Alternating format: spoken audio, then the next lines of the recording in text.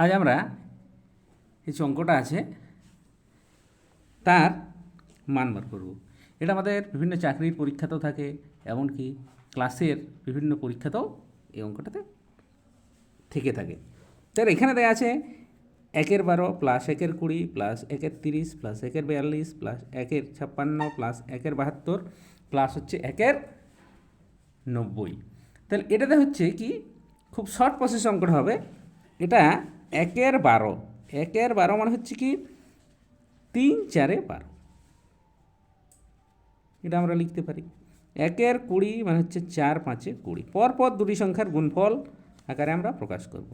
এটা হচ্ছে 1/30 মানে 1/5 গুণিত 1/6 যুক্ত 1/42 6 7 42 প্লাস 1/56 7 8 56, 1/72 8 9 72,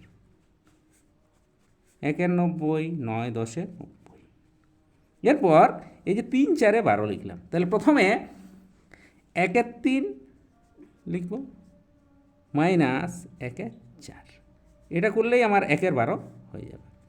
প্রথমে ছোটোটা তারপরে বড়োটা, মানে 1/3 প্রথমে তারপর 1/4। হ্যাঁ, এখানে 1/3ই বড়ো, তারপর 1/4টা আমরা লিখছি। তেমনি এখানে 1/4 minus 1/5 plus 1/5 minus 1/6 plus 1/6 minus 1/7, তারপর এটা প্লাস 1/7 মাইনাস 1/8 প্লাস এইটা 1/8 মাইনাস 1/9 প্লাস 1/9 মাইনাস 1/10।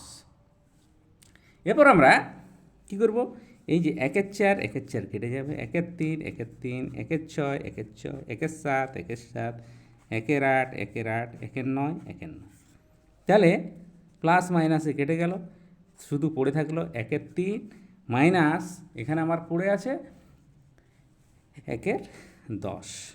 তাহলে এখানে আমরা কি করব, 3 আর 10-এর লসাগু হচ্ছে 30, তাহলে 3 10 30 10 10 3 30 মাইনাস 3, তাহলে 10 থেকে 3 গেল মানে হচ্ছে 7/30।